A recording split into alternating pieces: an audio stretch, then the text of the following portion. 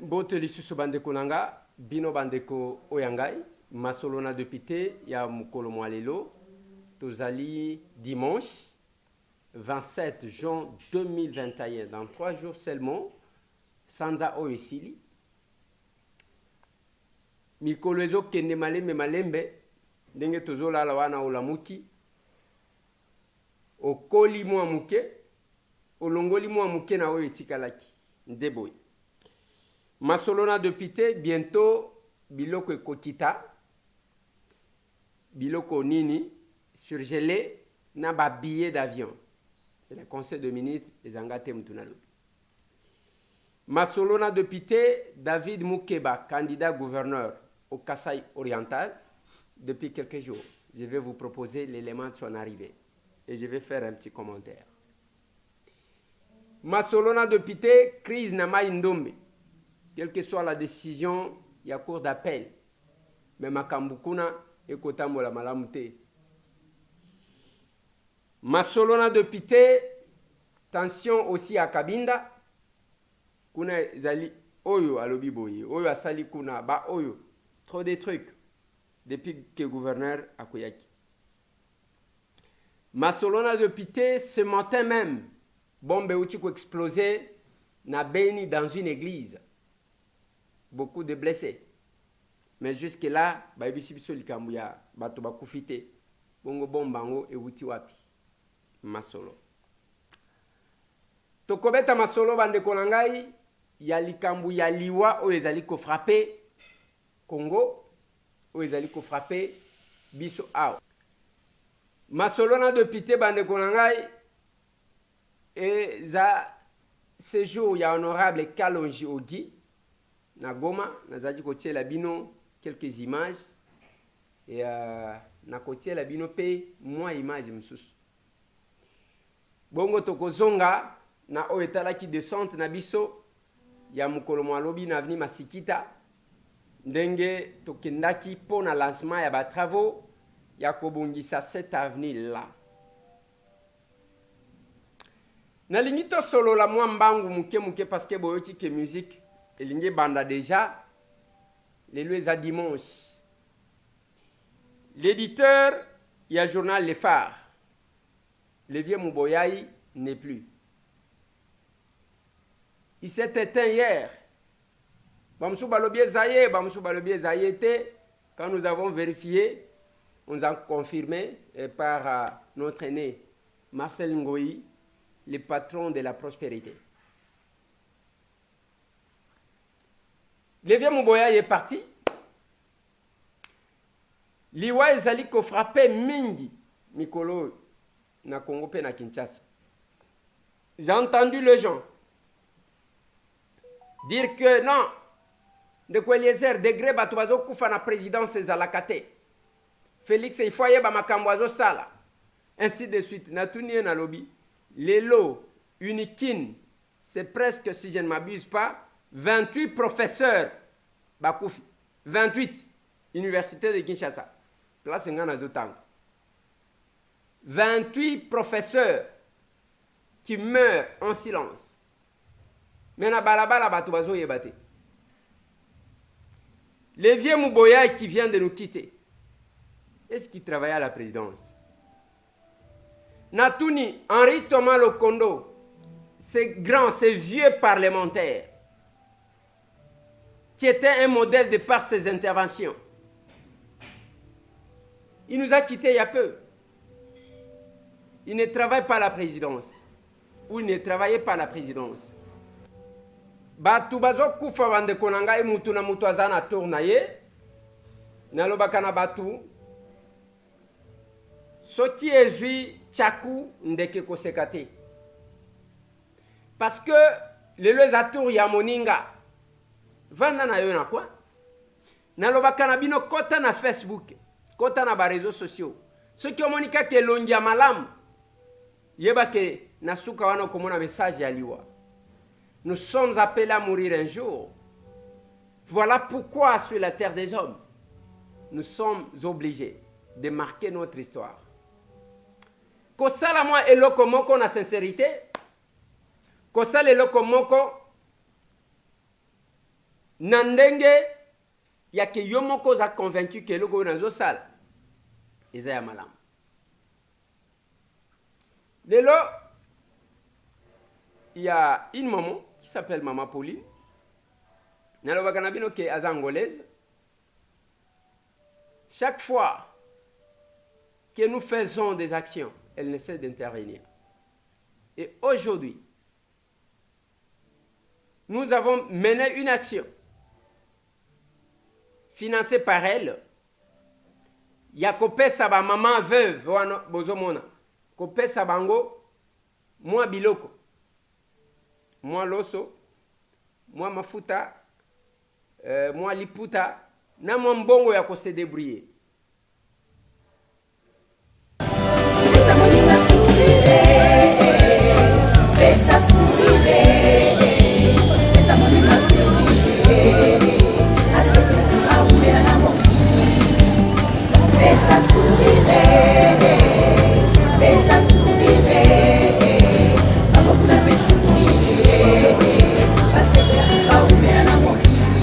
Dans le souci de venir en aide à la population vulnérable, l'honorable Eliezer Tambo est chargé de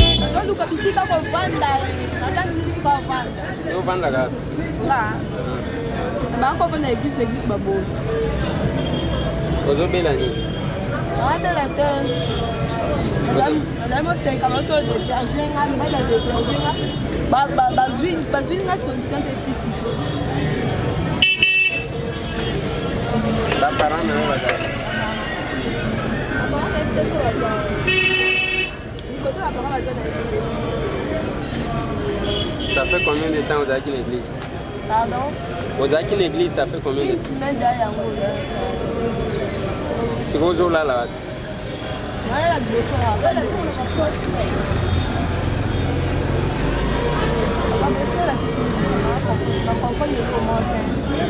Oui?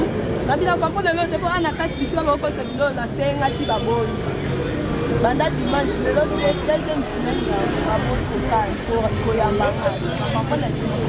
Dès le film, la cuisine n'a pas encore les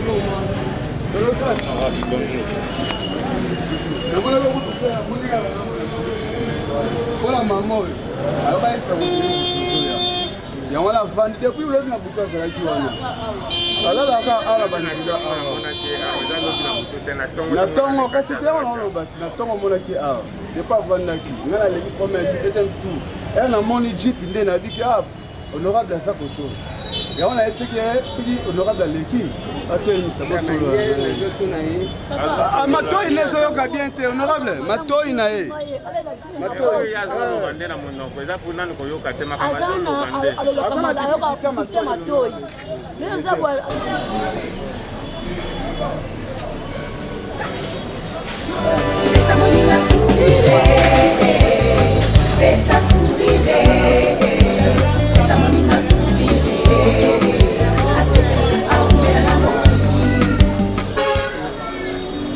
Vous vendez là-bas, maman? Vous allez bien? Mais bah, il s'agit de vous à 16. Ah, vous à 16, hein?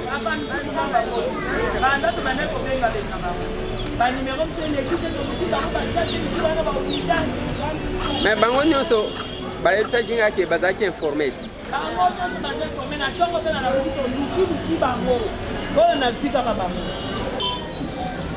Toyena loso mafuta na maputa wana bapesi. En dehors nango, il y a des enveloppes. Ambongo ya muke muke oto kopesa bino eza pona moto azui akeko tia na nzungu te. Ba débrouillaka moi muke parce que ya kosenga passer za boité. Ah alors soki moto azui kaka amoni mikate sombelanga. Amoni nguba sombelanga lobina na opesa yo. Donc c'est un peu ça. Oui. Voilà. Tolingi to sala ngo rapide parce que les actions ya muke to kende pe makamu. Boité.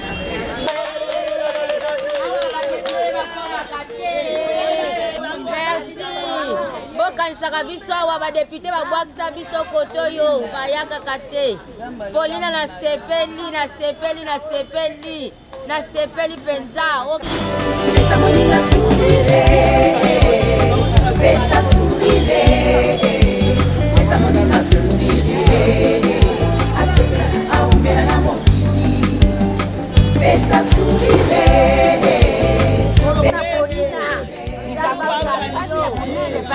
Mama, Paulina Nzambi amona yo, abakisila yo ezangi, Paulina. Abakisila yo ezangi. Mon cœur, Paulina, motema dina. Nalobi mela ya Nzambe alola kota likambo na yo. Na oyo saleli biso Nzambe bakiselo mikolo ebele. Na se yango Paulina vanda na yo. Vanda na yo. Umela seko na seko. Paulina umela seko na seko. Nzambe alola nde ya libio malamu. Nzambe wana abundela yo tumba. Alongisa yo na oyo za kosa. Ya ebele Nzambe apesa yo. Ele Nzambe azongisa yo ebele akoba kopesa santene akoba kozongisa abatelaka yo vraiment kobosa na ye te akoba kokanisa ozongisa place euti ebele vraiment Ngayo mama pasa na zoloba na yebi ngayo yo mama na yebi boza bana mingi te obasali don ya boyi Nzambe abakisa sike uti loto kanisa lisusu osepeli qualité na yo yango okoya kolatisa mabe elamba mwana mokolo lopango honorable Eliezer Tam les jalons de la presse congolaise. Moninga sourire, pesa sourire, pesa moninga sourire, asepela aumela na mokili, pesa sourire, pesa sourire, amona pesa sourire, asepela aumela na mokili. Ozala rejeté na famille to na société elakisi ke osuki onzambe alakaki différence ndakisa honorable Eliezer Tambwe apesi yo lisusu sourire. Pesa sourire, pesa sourire, amona pesa sourire, asepela aumela na mokili. Ntango etuluku ya badepute bazotongisa mabengo na bango na mbongo to mpe minzaka ya biso honorable Eliezer descend tobe descend ayeba nini ezotumisa ye base le vrai défenseur de la population. Pesa sourire, pesa moninga likolo ya baenveloppe omoni bakomi $50 soki bapesi yo overifie oyo eza na kati nalingi te ke ntango nakendaki ya ngai basalaki boye qualité na yo yango okoya kolatisa mabe elamba mwana mokolo lopango honorable Eliezer Tam les jalons de la presse congolaise. pesa moninga sourire, pesa sourire, pesa moninga sourire, asepela aumela na mokili, pesa sourire, pesa sourire, amona pesa sourire, asepela aumela na mokili. kozala rejeté na famille to na société elakisi te ke osuki onzambe alakaki différence ndakisa honorable Eliezer Tambwe qualité na yo yango okoya kolatisa mabe elamba mwana mokolo lopango honorable Eliezer Tam les jalons de la presse congolaise. Pesa moninga sourire, pesa sourire, pesa moninga sourire, asepela aumela na mokili, pesa sourire, pesa sourire, amona pesa sourire, asepela aumela na mokili. kozala rejeté na famille to na société elakisi te ke osuki onzambe alakaki différence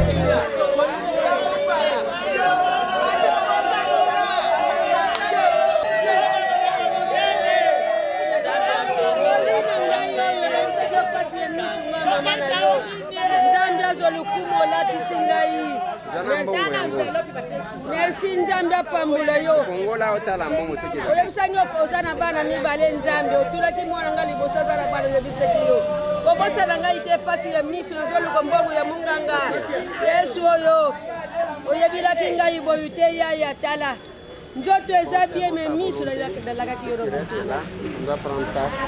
nzambe asunga yo yaya nzambe apambula yo ozwa ebele sunga yo kobosana bon tozalaki na esengo ya koya koservir bino lokola bamisala ezozwa biso mingi toza oblige ya kokende mais c'était prévu d'ailleurs natinda papa eza na place moko balobaki ebukani soki wapi eza wapi basi bafilme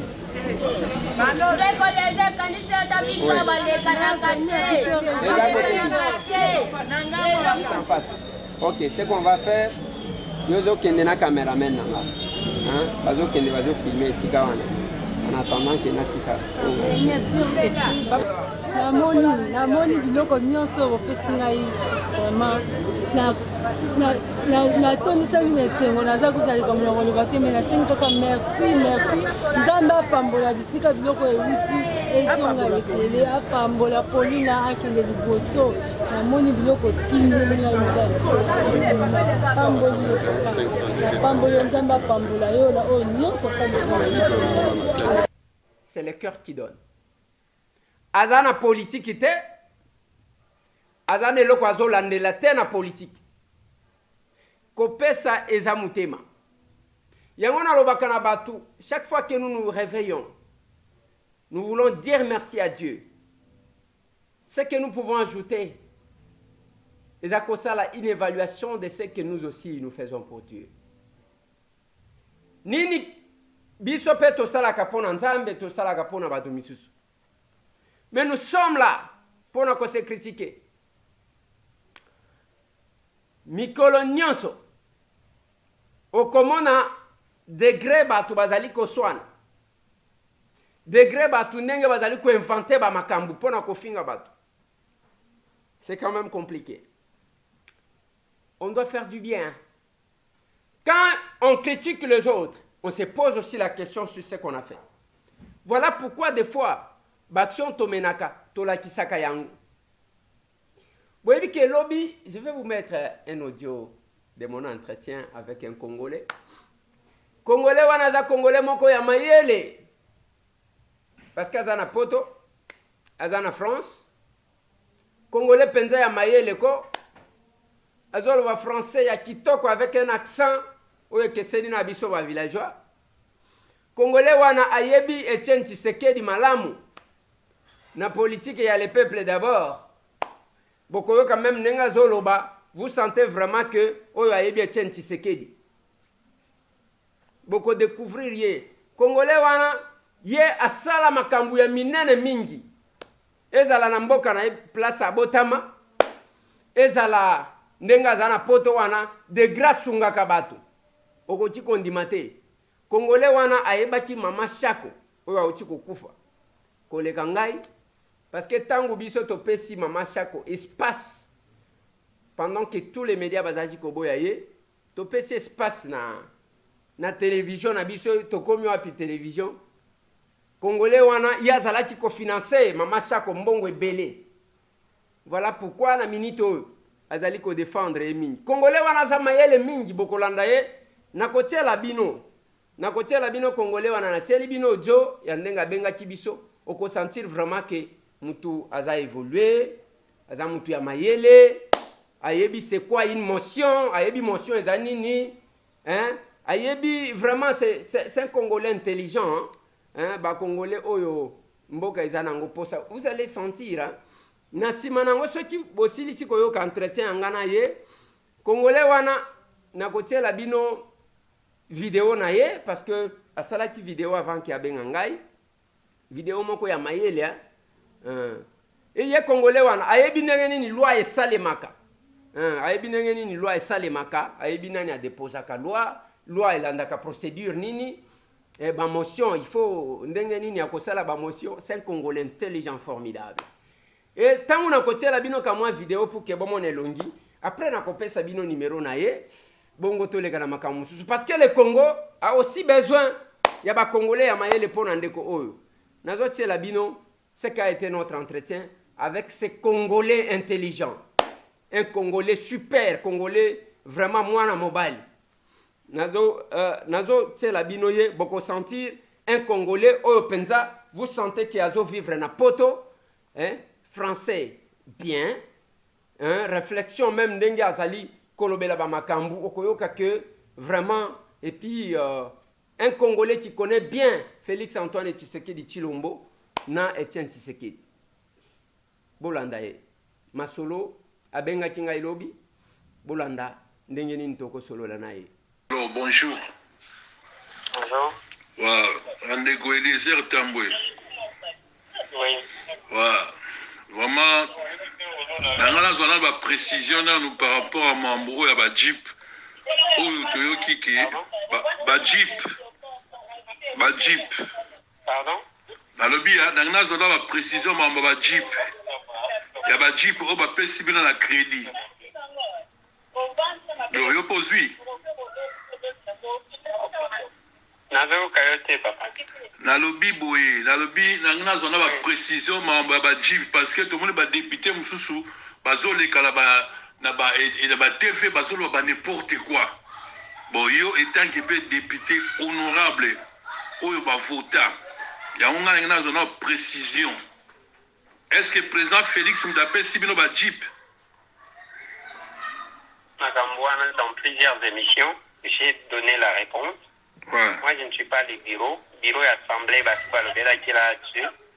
Alors, mais ça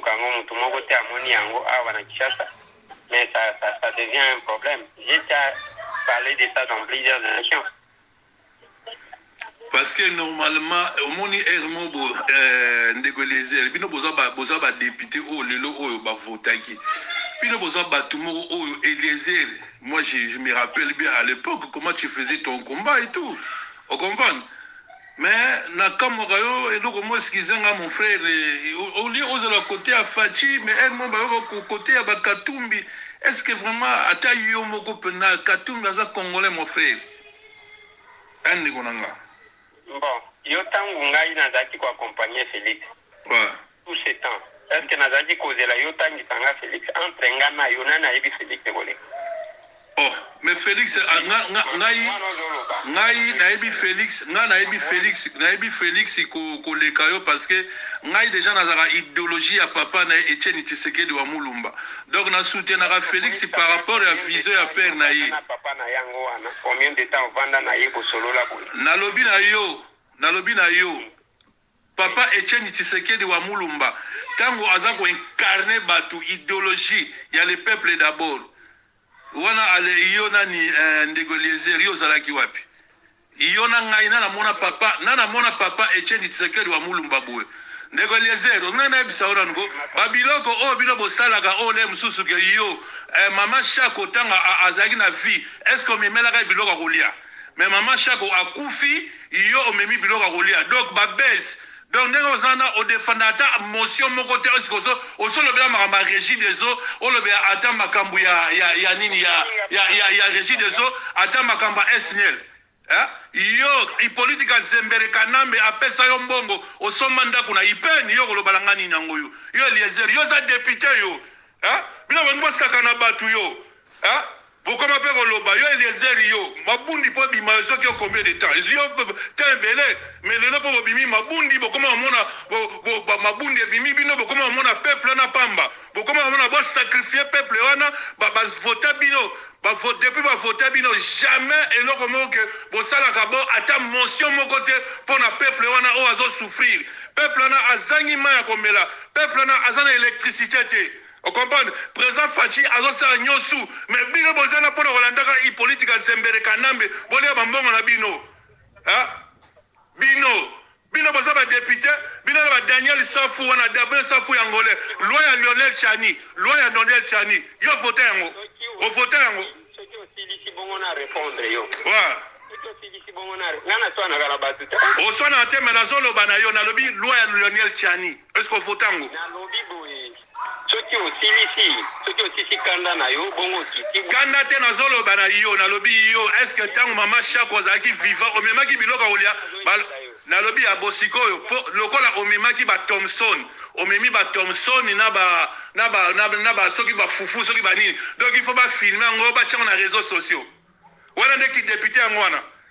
Est-ce que le peuple a voté qui bino pourquoi vous avez défendre Eliezer? Est-ce que vous motionnez déjà aussi au PSA déjà dans l'Assemblée pour étant que député? Yebisanga. Mais Loba. Oui. Alors, j'allais poser na répondre yo. Il y a l'imposo. Terrain wana zo mangai ngana na terrain wana te. Hein papa? Na memi yo na terrain te mais na lobby na yo parce que vous foutez rien du tout. Boza ba député boza sala eloko moko te pour na peuple wana. Boza eloko moko te. Boza défendre le peuple te et puis boza na Eliezer, boza défendre le président Fachi Beton te. État de siège o ezali kuna o lelo to moni kuna na S kuna. Est-ce que yo so lobby lango? Ozana posa réponse, ozana posa réponse. Mais yo te zo ko koloba te na lobby na yo est-ce que yo soutena yo soutena président Fachi? Na pose yo question o soutena président Fachi? Non mais ce que j'ai dit, j'allais poser, tu réfléchir lokola mikolo lokola d'intellectuel. L'agitation, moi je ne réponds pas à l'agitation. Non, moi si je suis agité par rapport à ce qui se passe dans mon pays, il y a des choses que je trouve ça inacceptable. Comment expliquer? Je n'en sais pas sur ce terrain.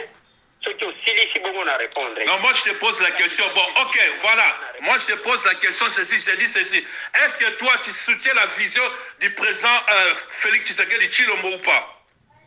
Ce qui aussi ici, agitation. Moi je suis un homme, je parle comme ça. Moi je suis pas une femme. Moi je suis un homme. Par rapport à mon pays, je suis en colère. Je vais parler comme je veux. Parce que vous êtes des députés, vous ne foutez rien du tout. Ce qui aussi ici agitation, bon on a. Loba ozoko kande ko lobate. Yondo ozoko ko lobate. Ce qui aussi ici, comme ça te répond. D'abord il y a Liboso. Quand vous appelez Moutou, na moi politesse mouké. Que politesse c'est quoi ça? Est-ce que vous avez politesse par rapport au peuple wana? Oui. Ouais. Vous avez politesse par rapport au peuple wana. Na lobby, vous avez politesse par rapport au peuple wana. Ah, na ebisi yo. Na lobby na yo, vous êtes député, vous êtes député. Vous êtes député. On comprend? Vous êtes député. Tu ne veux même pas. On dit que yo. Moi si aero lukasa je pas na yo olinga kaka olala mwana mwasi wana on peut se comme on a ce qui aussi les agitation omoni yama mwana mwasi wana aero lukasa je pas na yo mais yo luka olala mwana mwasi wana bino ba député ngo yande nini bon défendre même pas peuple merde. Voilà. C'était ça hier. Congolais moko ya mayele ayebi ndenge nini bavotaka motion peuple azo souffrir mais azo défendre Fachi ine mutu azo défendre Fachi ma ezobima te na mboka wana Fachi azosala nyonso loi ya Tchani biso tovote yango te nasi na vote yango donc ayebi ndenge nini bavotaka baloi et puis bozoyoka français kitoko ça a été bien ça. Mais quelque part là, ça nous fait quand même, nous avons la chair des poules. Parce que, biso ba villageois, on sait certaines choses. On va comprendre. Mais quand ça vient, il y a batu ya ville, batu ya nini, na français ya kitoko wa modèle wana, na réflexion. Tantôt il y a basi, tantôt il y a maï. Tantôt il y a Mituka, tantôt ils ont soutenir Fatite, tantôt.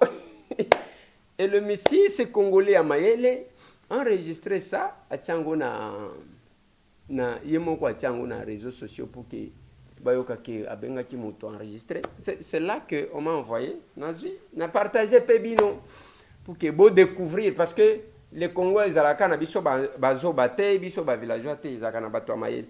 Le Messie en question il est qui? Avant ça, il a fait une vidéo Je vous propose de suivre la vidéo. Yo ndeko Eliezer, yo mama Chako, po akufi okotika ba carton ya Thompson, na ba carton soki ya soso na ba carton ba kwisi. Ba ndeko Eliezer yo pena, oza aventurier. Na village na yo esoso tongita dispensaire. Yo skol ngola ksanini ke donc wani donc babiloko ba olive lembe basala na somo takufi ba yo sala ba don. Eliezer oza aventurier. Omoni yo za mutu ya Soriano bato bazo soutenir Katumbi. Yo li mbonga makilati. Ndako yo soma na ipeni.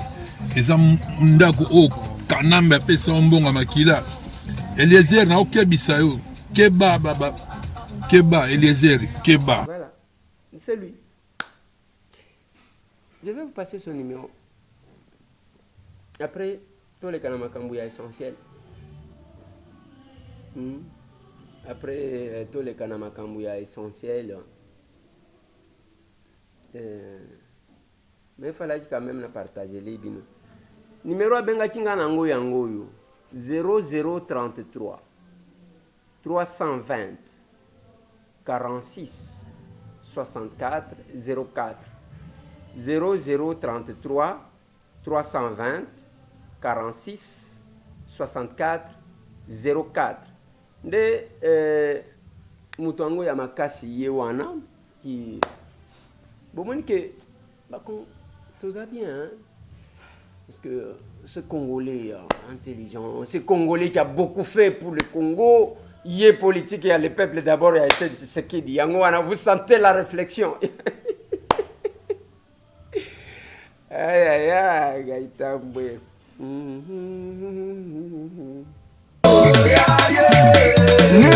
d'essentiel, esprit de mon esprit de développement.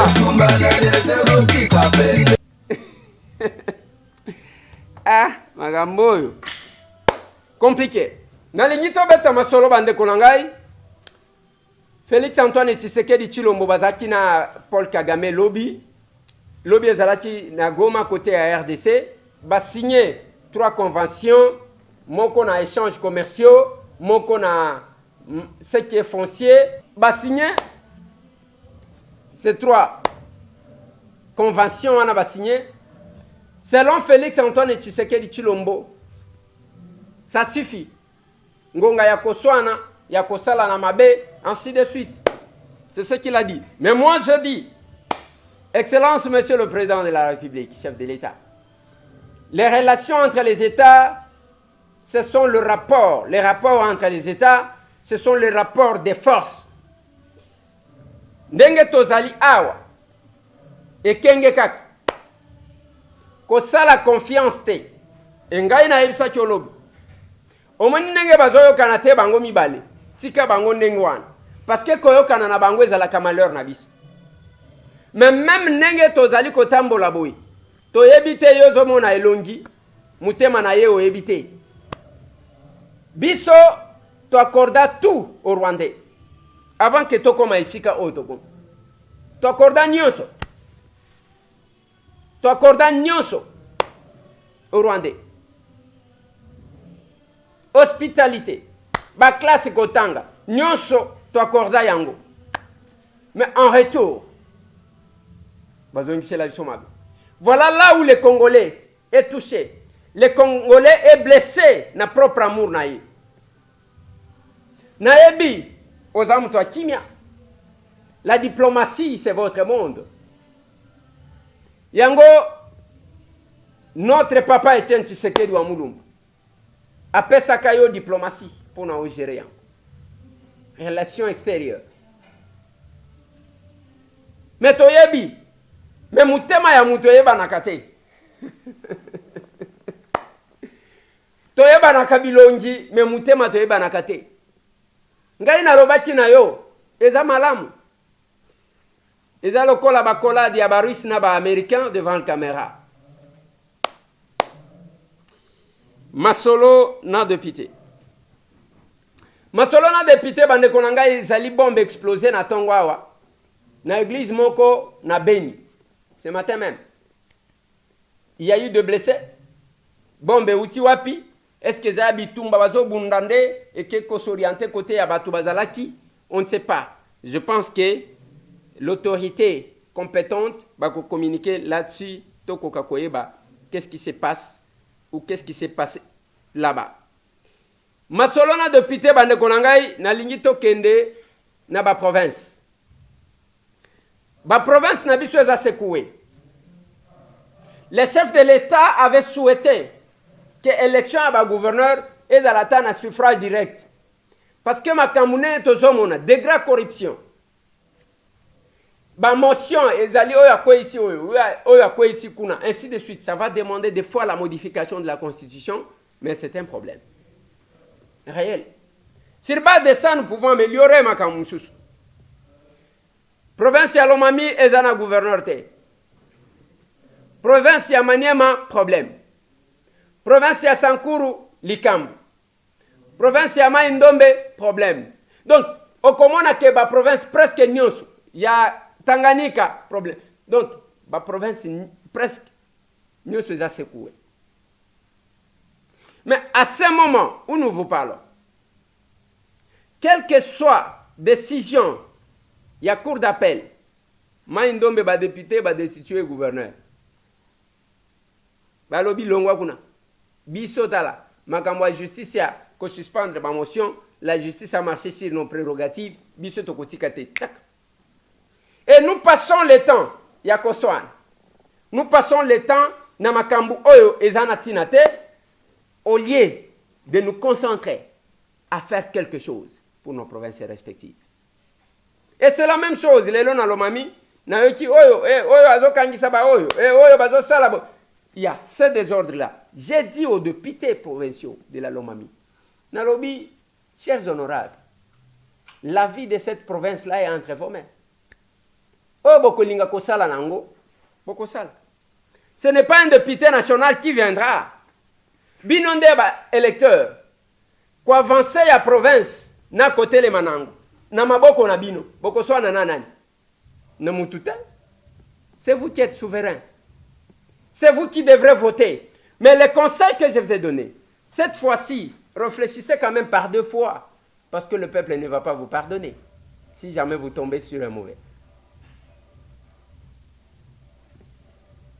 Parce que c'est le moment, Yakota là. Qu'est-ce que vous avez reproché à celui qui est parti? Nini Bozali, quelle est votre vision? Qui peut incarner, qui peut matérialiser? Voilà, le problème c'est ça. La matérialisation de la vision. J'aime quand on parle des normes juridiques. Il y a ceux qui estiment que normes juridiques sont pour les positivistes et sa application, ceux qui ont appliqué au violé, ceux qui ont violé en conséquence sanction. Non mais, Bamususu, comme dans Kamiski, azolo bana kete normes juridiques et l'enyango ezanini ezaya que ezala comment utiliser, voilà, utilisation à ba normes juridiques, les mobiliser pour na utiliser et se conformer na vie biso to menaka. Et c'est la même chose dans la vision. Tant que vous avez une vision est la kakate, la matérialisation de la vision. C'est ce que j'ai toujours dit au chef de l'État. J'ai dit dans votre indépendance, dans votre souveraineté, excellence, Monsieur le Président de la République, Félix-Antoine Tshisekedi Tshilombo. Pour nous capable de matérialiser vision na yo, au sentir que il y a ce qui au PC fonction, au PC musala, tellement que alingio kolega batu nyoso, talakaka yemo.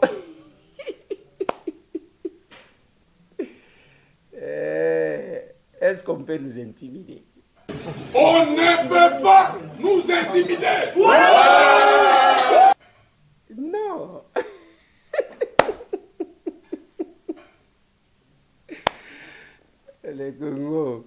Le Congo est si meilleur. Le Congo a une richesse moko mutoko ndimate. Ce qui est kaka ndeko oyo opesi ba fonction otie ye ne sika moko donc vous sentez que azana ba idée ya malamu akobanda kosala ba motion akobanda ko alobi lisusu nini akobanda ko voter ye a voté loi sur congolais de père et de mère ya Noël Tiani ye siko lokola sia banda ko kabela batu atonga na mboka Fachi Beton wana likamwa vous allez battre bazo défendre yo batwa danger Beton batika yo ozana batu moko bazo défendre yo okondimate la matérialisation de votre vision ko confier na bango yango na batu o bazali ko incarner yango ba matérialiser yango. J'ai aimé ce que le ministre d'État, il y a ITP, aloba ki lobi tango to kiti sur terrain. Alobi ndenge to yeboy. Eza malam. Mais esengeli to ya ko inaugurer eza discours o cérémonie to salité. Et si là masikita wane si là érosion wana to ke ko visiter basala yango. Yango na lobaki na bande konanga ibana lalu bosilikelanga te bana top bosilikate bana mama koko bana kimwenza bana kindele partout là-bas bana dumez bosilikelanga te na kita na bango to bandi ko kita pe na bango pour que bakoka kosala quelque chose.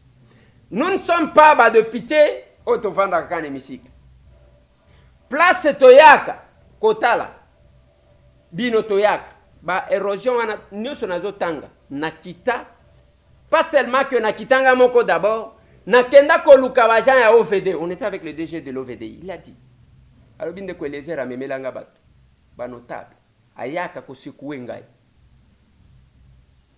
parce que l'honorable est parmi il venait souvent à mon bureau avec les notables d'ici pour cette érosion. Aujourd'hui que c'est pris en charge, je crois, c'est une bonne chose.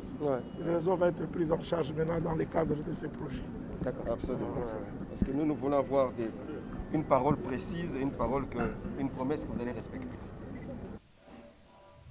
Mais en dehors, il y a kokene na bureau na bango, tozali ko siéger. Nous faisons des interventions pour na koluka ko défendre l'intérêt ya peuple wa. Yamoni ndeko moko komeli ngai, lubinde ko lezer émission sali na Top Congo, je ne t'ai pas reconnu parce que kenda kona ko défendre. Papa na ngai, ozana raison ndenge ozoloba. Mais il faut na ebisa yo une chose. Makambo ya mitu ko tolobi ango trop. Tolobi ango trop. Ngai nazala mutu ya bureau te. Oyo bino bozoluka ngai na sala. Boyebisi ngai que ndeko lezer wana te yo sala boy. Je vais obéir, je ne suis qu'un simple représentant. Nazaka représentant ya pam. Alors, moi intervention na kati ya hémicycle wana to salaka. Notre commission est constituée de 6 membres, de 20 membres, et votre serviteur a été choisi ou a eu le privilège d'en être président. Et pendant les 4 jours, chers collègues, nous avons examiné, nous avons commencé par un débat ouvert que vous allez devoir découvrir dans le rapport qui vous sera lu tantôt, sur la compétence de la Cour, d'un côté, et aussi sur l'aspect qui concerne l'audition de nos collègues et du procureur général près la Cour constitutionnelle. On était presque bloqués parce que c'était un vrai débat que nous avons fait recours au bureau de notre chambre. Le bureau n'a pas tardé. Le bureau nous a envoyé 3 spécialistes, 3 experts qui nous ont départagé.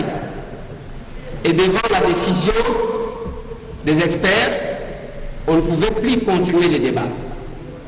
C'est ce qui a fait que le lendemain, nous avons eu à auditionner tour à tour le procureur général près la Cour constitutionnelle, ainsi que notre collègue Luis, qui s'était présenté à temps dans la salle. Et comme on avait une difficulté d'entrer en contact avec les collègues Lumbu Kiala, on a travaillé presque pendant 3 jours, on ne parvenait pas à la voir. On décidait d'ailleurs de passer outre son cas pour venir vous faire rapport, mais comme par hasard, les collègues ont dû appeler l'un d'entre nous et annoncer sa présence. C'est ainsi que vous avez constaté que nous sommes allés de report en report pour finalement clôturer. C'est parce qu'il nous fallait terminer, parce que le droit de la défense est garanti. Et hier, les collègues de Lumbu Kiala s'est présenté dans la salle, nous l'avons entendu, et l'option a été levée ensemble avec nos collègues. On a dissipé les malentendus qui a été entre nous et les PG, parce que, comme vous savez, comme l'honorable président l'a dit, c'était que le réquisitoire du PG demandait l'autorisation de poursuite, et que votre commission a estimé que si on autorise les poursuites, c'est comme si nous enlevons l'obstacle qui nous protège, parce que pour un député, pour qu'il soit poursuivi, il est important de suivre une procédure. Mais le procureur nous a fait savoir que c'est parce qu'il fallait qu'il se conforme à la Constitution qu'il a utilisé les termes. Et que normalement il s'agissait de l'instruction, l'autorisation de l'instruction. Et comme l'entendement et le document a été bien expliqué par le PG, nous nous sommes lancés à travailler et nous avons abouti à des conclusions que vous allez devoir découvrir. Avec votre autorisation, honorable président, si je peux inviter l'honorable rapporteur pour vous faire la lecture du rapport ainsi que de la décision qui a été prise, qui vous sera proposée par votre commission. Merci, honorable président. Merci, l'Assemblée nationale spéciale. La parole est à l'honorable rapporteur de la commission spéciale pour nous donner lecture du rapport. Et la commission de tous les enjeux, nous avons eu le privilège de diriger. Co-diriger yango avec les grands na kati ya commission. Ba prof Mbata. Ba Nemi Moulanya Wilonja, professeur. Ba Luken. Ba Toubaza et Belé qui étaient dans cette commission-là. Et on nous a fait confiance pour diriger cette commission de tous les enjeux. Et nous l'avons dirigée. Mais en dehors ya owana, mukango oyo tozwaka. Tokabolaka yango. Mutu amaele oyo na uti kotiela bino qui oublie que biso tozelaka liwa mutu te pona tosunga. Tosunganaka. Yango to preshaka na ba Congolais. Mais loko moko kaka na te yaki mutu amayele wana. Nalobi na ete terrain wana te. Toya na makanisi oyo koki kotia biso ensemble. Botika misala wana ko vandelaka, il attendait que na okata téléphone na katita jusqu'au bout, jusqu'à ce qu'il a fini à accomplir mission na ye, ya bimie lombe azu ya tango na ba réseaux sociaux. Tango batindelinga ngana lobi na kosalela yo large diffusion. Ofandi bon, musala na bango donc soki omoni numéro a poto o banga ke ngana koyamba te, babengi babandi na yo gentillesse. Non, voilà, bon indéco après bah fini. Mais c'est quoi ça? C'est ça le tshisekedisme, ça? C'est quoi ça? Hein? C'est quoi ça? C'est quoi ça? Tant que le peuple d'abord en ouais bimaka et botamaka.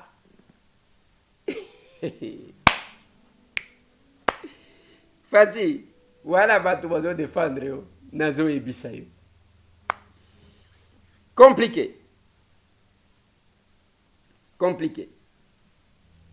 Les lotoyoki makambu awa, les conseils de ministres. va décider pour que billet avion ekita. Notre souhait eza ke ekita ya solo. Parce que banonsaki kaka boye, bato bazokende na aéroport billet zaka ya komata ndenge moko. Billet ya kokende Goma aller retour. Eza lokola mutu azwi Rwanda ake Belgique azongiti.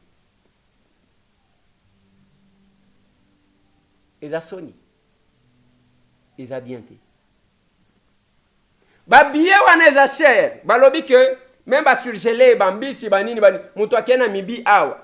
Asombi eloko akosomba $10 ayena ngona Kishasa chango $100 na Namibia. Et passer par où? Quels sont les services intervenants pour que comme à niveau wana ya prix ya makasi boy. Égal ba pesa ye mission ba exonérer ye ba lobi wa exploiter ba mbisi ya awa na mboka na biso. Azo kende koza na Namibie mais oye kokuta prix exorbitant. Nana zo boma congolais. Ndeko na ye congolais.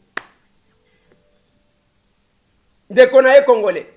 Pendant que tozolala awa, ozokanisa na sala eloko nini ya malamu. Na kochi kosala nini ezana mutu moko alali alobi na sala ndenge nini na kosala mutu mabe. C'est pas possible. C'est compliqué. Mais bande konangai, nous sommes là. Tangu to meki koyoka. Tangu to meki ko se renseigner. Oyebi ke ba billet wana ndenge zo mata. Ezanini. Omoni ba bus. Oh bus ezo kabiso awa. Des fois to mataka yango, des fois to mataka yango te. Tala. O mata na bus wana. O mata na bus wana te. Chaque billet, il faut foutre $3 ya bus wana. Il y a moins de distance, omoni distance ya kolongo kaka salle d'attente. O comme place avion ezali. Je crois ceux qui eza musika ezalaka na 100 mètres. Au fouti déjà $3. Il y a transport na bus. Na francs congolais. Au fouti mbongo combien? Au moins 6 000 francs congolais. Alors que transport ya Kingasani ya Suka jusqu'à Zando 500 francs. Donc, aux alokola osali 6 courses ya Transco. Il y a pas distance à Milan. Matete Upen. Et ça, est-ce que c'est les Rwandais? Ils habitent au Moko. Vous n'avez qu'à observer dans les comportements. Obisoto manifestak. Et il y a les gens qui n'ont la capacité que de détruire les autres. Pendant que les gens vont manipuler. J'ai félicité cette initiative. Il y a Dr Joël Ngoy Shiso, Azana Caroline, Asali Lokoba Bengi Forum des intellectuels congolais de l'étranger. J'ai dit, waouh, il fallait qu'il y ait une image de Yabato, Yaba Congolais. Parce que Bouzoba et Fingi, sa diaspora locale, c'est comme si la diaspora n'incarnait pas les valeurs, alors que les valeurs sont silencieuses. Bamususu, ne bazo chama kelele bazo Fingi Sabato, Mutualeki wana longoli bilamba, azo yokele ni famille na yesonite, akosa la vidéo moko Bouzoba, oyo kofingisa ye na bana na ye na famille na ye azakuna te wana bavandi ke ndeko na biso azaka na poto me makambo ndeko yango azosala soni bato bavandi voilà tozana ndeko na biso tozana yaya tozana nani azana poto mais sikoyo tango komona video lobi nzambe nanga talela biso likambo papa Kaseni ezani pona ni omutema mabe boye.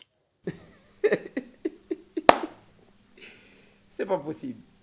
Et voilà. Ba prix ya kosakanate pona billet.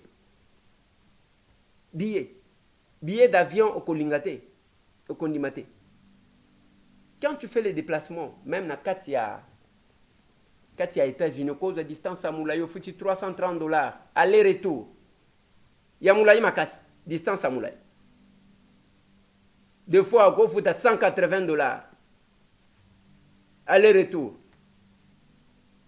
Yangonga na lobaka na chef de l'État, Félix Antoine Tshisekedi Tshilombo. Na lobi excellence, monsieur le président de la République. Pesa ba gouverneur Moussala. Pesa bango Moussala. Lelo, ezana ba province, o ba gouverneur ba koi. Il y a les ambitions, il y a les candidatures, il y a les gens qui se présentent.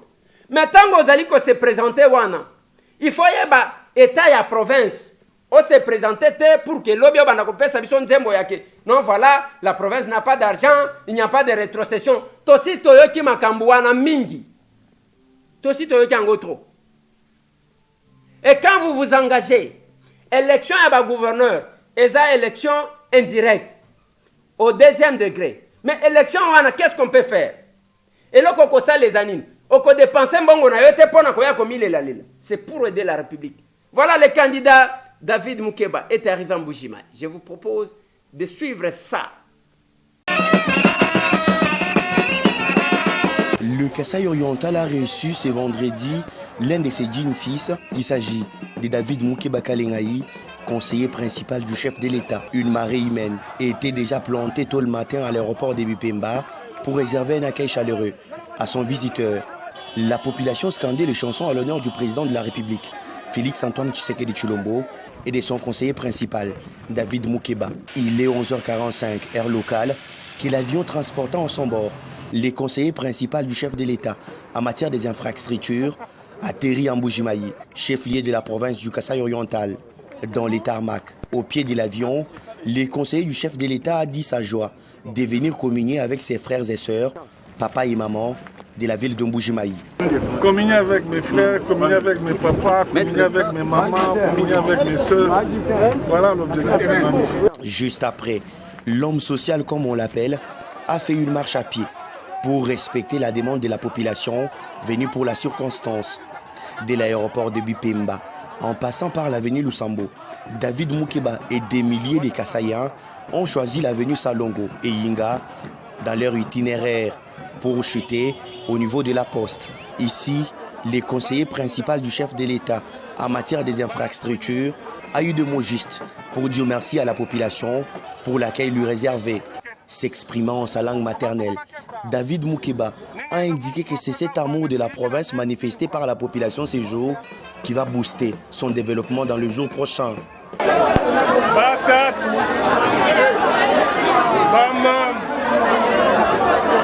Balunda, Bayakunyi, Bayatutu, Banabetu, Bonsu, Moyo Wenwa, Moyo Kabiji, Nyenfu Makuji Londa, Mwana Mabu, Florent Ngandu, Wakula Bwaji Sanka, Mema Chena Ngakula Bwaji Sanka, Tony Ngakula Bwaji Nanga. Ingama bwane chichi mukwata ni chichi nwenzesha malwonso ajinanga jinulinaji kwa musoku wenu jinanga jinulinaji bwa bana benu na jinanga jinulinaji bwa Moukeba Kalengaï inge chena ni meya abunya kwamba to mais dino ambila boise dinanga dino dibaleja lelwe kija tulombo la nenu to ni mwapinga na Yesu Kristo na tushala bimpa kumanya boise dinanga kajitumu meito dinanga mubienzeji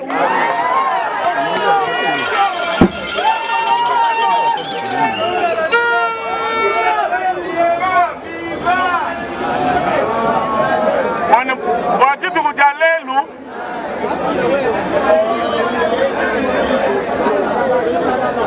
nous dit Kuba Moutouba français bonnet je viens de m'endetter wende jinfuma kujibwala jibanza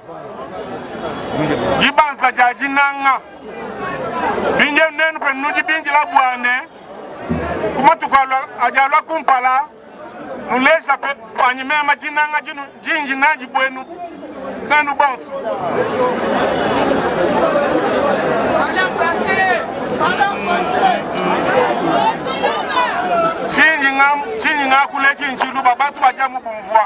Plusieurs structures de jeunes, les étudiants, partis politiques et autres couches de la population ont apprécié l'arrivée et ce message d'amour de David Moukeba Kalengaï.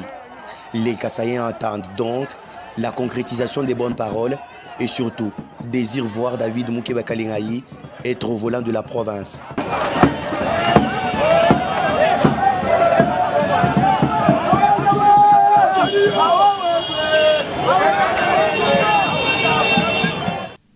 Voilà. Monsieur le conseiller principal et chef de l'État en matière d'infrastructure, l'ingénieur David Moukeba. Nous avons souhaité plein succès et bonne chance. Si jamais les partis retenaient votre candidature et que vous votez yo, nous accompagnons tous celui qui travaille pour les changements. Mais accompagner quelqu'un n'est pas synonyme. Yakobo yakoloba ya mabe oyo tokoti komona. Te. J'étais Mbujimai. Na mituni ici on peut encore dire que Mbujimai wa balenge la bakushinta dimini. Munkumba diboku muba mwana. Oto yeba. Les gens souffrent. Nzela ezate mutu kokotambola na ngwata.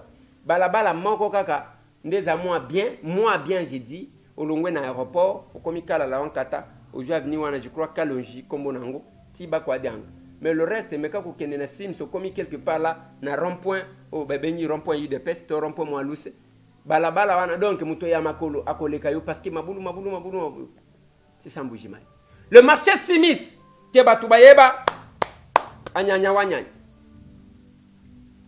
Tous les hommes d'affaires Kassaïen oyo bazaki na mbongo ici. Bangotou ba kimi. Chacun a besoin d'être là où il y a la vie. Chacun. Lelo, baluba wana babengaki Mbujimai wa balengela, nde bakomi ba wewe, nde bakomi ba manseba. La situation catastrophique. Et nous avons besoin d'un gouverneur qui va redonner la vie. Pour que bandeko nyonso ba Kassaïen bazali kotelengana bazwa posa ya kozonga retour des juifs en Israël.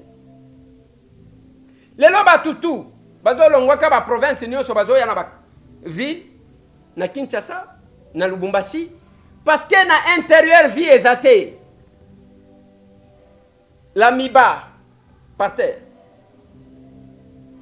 nyonso eza compliqué. Monsieur le candidat gouverneur et conseiller principal du chef de l'État David Moukeba. Moutoya Kozwa, parce que na yokati wana 27 candidatures pour nous remplacer Maweja Dounes, 27. Ba collègue Nanga Bintou, aza candidat, ba Eric Kengalula, azakuna, ba honorable Mangabu, bazakuna. Donc, c'est plein de candidatures. Mais là qu'on a kolo banabino nanyo sotuwan. Vous connaissez très bien la situation du Kasaï. Vous connaissez l'état financier à Kasaï, oriental, je voulais dire. Mais il ne faut pas que Moutouako Makuna azonga nansembo yakal. Et loko, ngai nazo pesabino comme conseil yangoa. Nazo suki sawana bande konangai pona kotie la bino descente na biso de ce jour. Nous sommes en Binza. Kombo nani? Kami. Ah, tozana ngalimu. Nini bo sibi na nzela na bino? Ah, yo mozomona kala nzambe bebi. Betaka na ozo so le site ngo ba monter kala nzambe. So bo senga bakonzi basani. Bakonzi ba construction là, kala nzambe bebi. So nini ebebisa nzela o? Zelelo bebisa nzela za mule soto tanzania. Nzela do moins exact. Donc au Québec, il y a aucun problème. Comment il fait tio ezani? Tio ezani. Yango mte créer un problème. Ah, yango mte créer un problème. Yemu kaza kinga na macho la bino.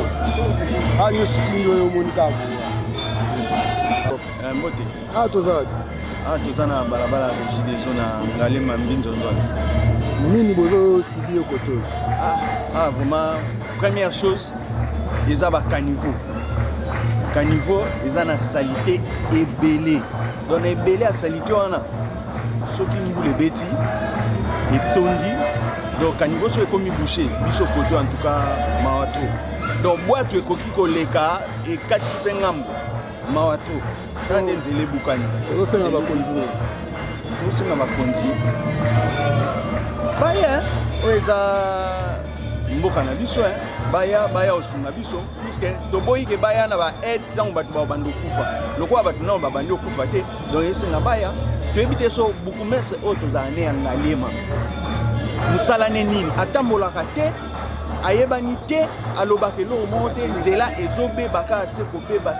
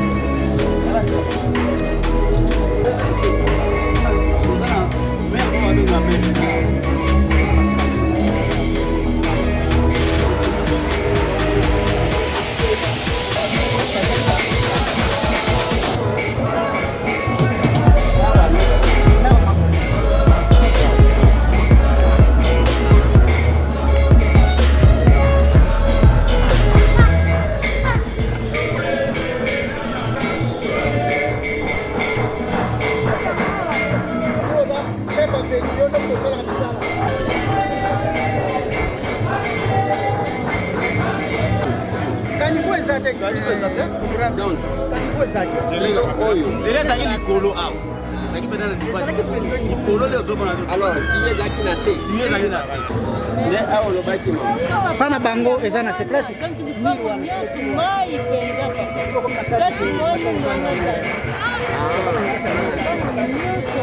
Kuna maye kita kaka oyo utaka likolo ya ezokota kanivo eza bouché kanivo ya se oyo nde mutozosala te. Bon, je pense que pour jouer à deux niveaux, pas de discuter dans la c'est simple. Donc, pas ça qui bâtit Kango, c'est comme plus grave. Mais si on intervient maintenant, ça fait aller. Voilà. Mais ce qui est allé en dehors, il y a action à mener. Tala État, tala nenge banda kwezo kweya. Qu'est-ce qu'il faut pour que l'État intervienne? Parce que nous avons une difficulté. Tant que la situation est en train, on n'intervient pas. La question qui est comme Kosenga Bambongo Ebele, Tobani Kopé sa raison à Kembongo Ezate. Alors que, et si Kawana, je vais même proposer na DG à OVD. Alors bien, ils ont existé, mais tous ont été brigade dans chaque commune. Brigade à OVD dans chaque commune. Ils ont qu'une kuna Ezipi Boye. Ezipi Maboulou, Liboulou et Bandi, Baye, Batiemou, Mouké, ainsi de suite. Vous allez voir que ça va nous éviter qu'il y a Koko Manan dans une situation plus catastrophique. Mais Biso Awa, même pour la Koko Tagombe Maboulou, bon, c'est pas possible. Et je l'ai dit toujours, chacun doit agir dans ses prérogatives. On ne doit pas tout laisser au seul chef de l'État. Il y a une institution. Biso dans le Parlement, il y a une institution. Les judiciaires, baza institution. Mais le côté ça les années, si chacun jouait un rôle, là où il est placé, le Congo va changer. Moutounion soit ça là quelque chose. C'est ce que j'ai dit, Bande Konanga. Makambu ya Covid, il y a gestion à Covid, il y a pandémie. Bazo gérant on n'engeni. L'obinde na veji ke va ke réquisitionner sur l'hôpital du cinquantenaire parce que kuna isa 250 lits. Tout ce temps ici, Batou Bakoufi Boni, semaine Moko Oyo, Batou Bakoufi combien? J'apprends que c'est 70 personnes. 70 Bakoufi Covid. Et tant que Batou Missou Bazo Sala, Yango Nazolo Bakana Batou. Pour Biloko Wana Bache, Boy, Ezo Sale Maka Liban. Biso Awa, Tosito, Pona Babiso Tosito Zi vaccin. Ezo Simbate. Mais Batouango Bazo Tchaka ba téléphone. Bazo ebisa biso te téléphone en wezo si mananzoto pendant combien de temps bazosala mécanisme nini pona kolongola yango. On met des vidéos pour empêcher les autres qui ndoki pesa la kandengwana. Yo sozui, ozo empêcher ba mususu ba avancer te ozo banisa bango. Et secrétariat technique et loko bazosala sur les plans communicationnels les athées. Papa Albert me raconte ce qu'il a vécu, il est au Canada. Les gens sont en train de blaguer dans la Covid-19. Oui, là où je suis à Toronto. Nous sommes à Toronto depuis le 24. Les Canadiens sont organisés, même aux Sénégalais qui sont à Covid, ils sont au côté de la quarantaine. Il y a 3 jours. Et avant le quota, on te prélève d'abord. Donc ça, là, au test. Le test, voilà. Il faut que l'amour au résultat. Donc, le résultat, ok, pas d'ailleurs, tu feras encore 14 jours dans la quarantaine. C'est du sérieux que les gens fassent se faire vacciner. Nous sommes en train de blaguer, mais c'est du sérieux. Bah, toi, se faire vacciner. C'est très important. Continuez à sensibiliser nos frères qui se fassent vacciner. C'est très important. Là où tu me vois, là, je ne suis pas chez moi à la maison. Je suis à quarantaine dans un hôtel réquisitionné par le gouvernement pour tous les arrivants au Canada. C'est très important. Faisons-nous vacciner. Merci, Ndegoleze. Voilà. Et Zandengwan. Batia en quarantaine. Donc, au Kiti, Ezaka kana place moko selon badonné oye à Lobinangai. Voilà ce qu'il me dit. Merci honorable pour vos messages de sensibilisation au sujet de Covid-19. Chez nous, il y a de la blague et non ailleurs. En route vers chez moi à Ottawa, mais voici en quarantaine ici à Toronto. Le Canada a mis en place une disposition obligatoire pour tous les arrivants et sans aucune exception. Après les formalités migratoires, prélèvement Covid-19 et acheminement vers les hôtels réquisitionnés par le gouvernement canadien pour une quarantaine de 3 jours où tu recevras les résultats du test par mail avant de quitter l'hôtel et retourner à l'aéroport pour poursuivre ton routine vers ta destination finale. Et l'aéroport de Toronto est le seul qui est autorisé à recevoir les vols internationaux et le reste des aéroports du pays fermés au trafic extérieur. Voilà comment les autres sont organisés chez eux. Aucune dérogation. Yanga Songolo Pakala. Les sérieux honorables. Merci, Papa Albert. Merci beaucoup, Papa Albert. Papa Albert que vous avez suivi, que vous avez vu. À Lobi, na Canada, aéroport Kakamokondezo yamba avion ya Bapai. Na Toronto.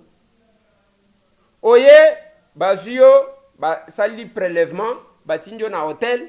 Hôtel wana, au 23 jours, aujourd'hui, résultat, ceux qui osent en Alicambouté, aux zones na aéroport, nde ozu avion ya kokende na destination comme il peut qu'on a en quarantaine pendant 14 jours. Ce qui est à la cas problème. Et j'ai dit toujours que pendant des temps comme ça, ba kokati kotonga ba hôpitaux ya minene. Nazozwa ndeko oyo olobi nini papa? Bonsoir, bonsoir. Nalingi juste na compléter le yo et le kozolo. Awa basali brocante. Basali bato bayaka na lila awa nde basalaka brocante oyo ya munene munene. Bapolisier wana bayebi ke bato bakouta partout. Boyebi esika kobake bavoiture te.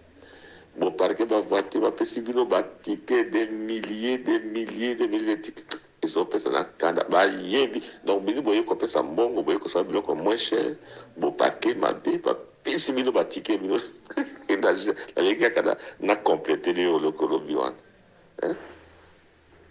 Merci beaucoup papa. Wana ezalaki pona makambu otozolo bake na ba circulation na biso, nous nous plaignons alors que nous avons la possibilité ya ko créer mbongo. Merci beaucoup papa na lingina zo ande gomsusu. Bonsoir honorable Ndeko Eliezer, ma solo na député. Bonsoir. ndeko Eliezer nabengi yo à partir ya Dallas po toza na problème moko awa tozali toyeba mpo ani ezosalema bongo tosombi machine oyo ekataka banzete awa na valeur ya $199 toye na poste awa na États-Unis basengi biso $134 mpo badelivre biso machine wana ekende Kisasa tina adresse ya ndako oyo tokomi tofuti bambongo nyonso awa me moto aza na Kisasa akei mpo azwa machine oyo tofuteli mbongo baosenga lisusu apesa su $200 avant récupérer machine ya toni toyeba ezosalema ndenge mpe tofuti ya mbongo nyonso na awa na poste donc kuna fo balibere yango ofele mpo tofuti ya bataxi biloko nyonso awa me kuna baosenga lisusu $200 avant bazwa machine tayela biso likambo ndeko Eliezer. Ok, merci beaucoup ndeko na ngai. Nalingi tozwa ndeko mosusu bongo tosilisa émission. Bonsoir ndeko Eliezer, bonsoir honorable. Bonsoir. Bon, c'est bien. Même si je vous écris, vous ne répondez pas. Comment ça? Votre version, ya kolobate, non, vous êtes leader d'opinion. Quand un leader d'opinion se présente, tout le monde suit. Vous êtes responsable, ce que mon toqué a eu problème, vous êtes responsabilité. Vous êtes leader d'opinion. Ce que vous créez, vous l'avez exemple. Parce que pour le moment, selon les scientifiques, je suis dans la science. Selon les scientifiques, la seule solution à la COVID, c'est les vaccins. Je trouve ça anormal et surtout chez les Africains. Et vous voyez maintenant, la COVID est en train de ravager maintenant l'Afrique. Ouais. Et vous voyez maintenant, c'est différent dans l'Occident et partout. Parce que moi qui vous parle aujourd'hui, j'ai un vaccin depuis janvier. Et vraiment, il faut sensibiliser les gens au vaccin. Please, je te supplie. Sur le vaccin, Zali, il y a téléphone. Parce que ce que tu as dit, science, entre téléphone, na vaccin, jusque-là, na salle de recherche, nous avons rien. Il n'y a pas une correspondance na vaccin, na téléphone. Please, please, je vous supplie. Boza, leader d'opinion. Ici au Canada, les leaders d'opinion sont télémis. C'est tout le monde qui suit. Parce qu'on a mandaté. Bon, merci beaucoup. Merci papa. Merci Nazo Sukisana Ndekomoko. Voilà, encore un message qui nous vient de la France. Bonjour Ndeko Eliezer, vraiment tes réflexions sont en béton plus que les slogans que nous sommes en train d'écouter partout. Alors, je suis de cœur avec vous afin de trouver les mécanismes de mettre certaines de vos idées en pratique. Je vois du côté Pesa Moninga sourire, c'est un succès seulement. Il faudrait trouver un moyen de mettre tous en contribution, genre tout produire, pas seulement bénéficier. Oh, ça c'est bien ça. Ça c'est bien. Tout produire, pas seulement bénéficier. Waouh. Ça c'est une bonne réflexion. J'ai aimé. Bonjour monsieur l'honorable Monakolo Lopango. Ma commande est arrivée, vos livres sont là. Oh, ça c'est bien ça. Oui, sont là.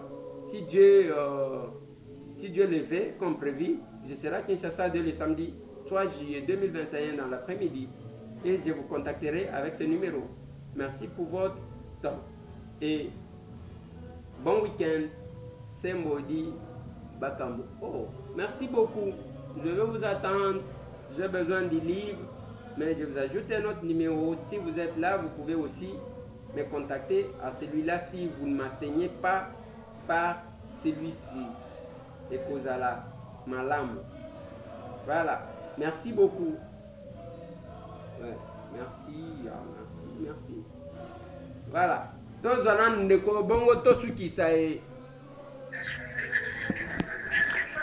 papa Eliezer ngai ndeko na yo nafandaka na Australie natindeli yo message oyo vraiment oza mutu moko malamu nazolandaka yo chaque matin ndenge yo osololaka na opesaka biso bainformation nyonso ya Congo na bachaîne nyonso nalandaka nanu yo avant natala bato mosusu nafandi na Sydney na Australie vraiment koba kosalisa bato ndenge wana oza mpenza motema malamu na mbala nsima na kopesa kombo na ngai na identité na ngai nyonso nafandi mingi na Congo nakoli na Congo natangi na Congo nasali commerce na Congo me tala kaka ndenge situation mboka ekomaki nakoma moto ya Australie me nalandaka yo kaka nakoyebi tokosolola à la longue. Merci. Merci beaucoup. Voilà, il en est fini. 0998 plus 243 998 311 332. Tokutani lisusu lobi topesa na kamakanisi. Tosolola kabande konanga eza malamu. Parce que tosunga na kapé pour motilio to éviter. Tokutani. Merci.